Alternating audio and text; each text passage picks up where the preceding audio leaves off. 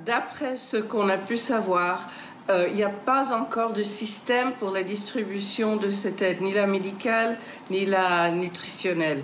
Alors, on est un blocus toujours, en fait, où certains camions sont entrés. D'après l'armée israélienne, hier, c'était 83. C'est très, très peu vu les besoins de 2 millions de Gazaouis.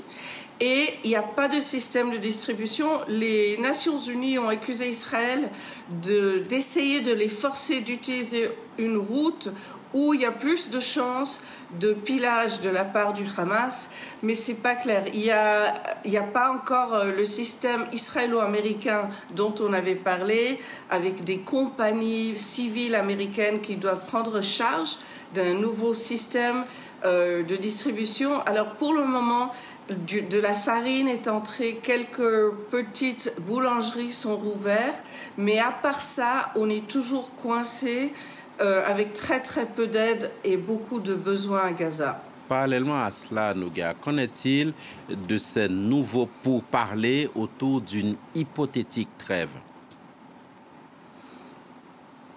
De nouveau, je dois vous dire coincé. Le Premier ministre israélien Netanyahou a retiré son équipe de négociation de Doha au Qatar où ils étaient.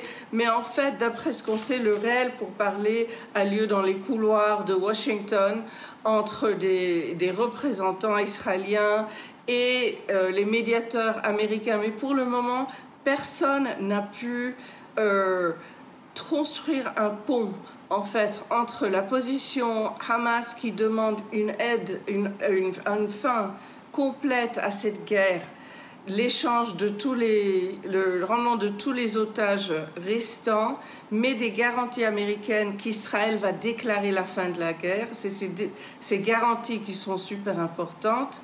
Et Israël qui veut une moitié trêve, une trêve temporaire, quelques-uns de leurs otages retournés, mais pas du tout une fin définitive à cette guerre.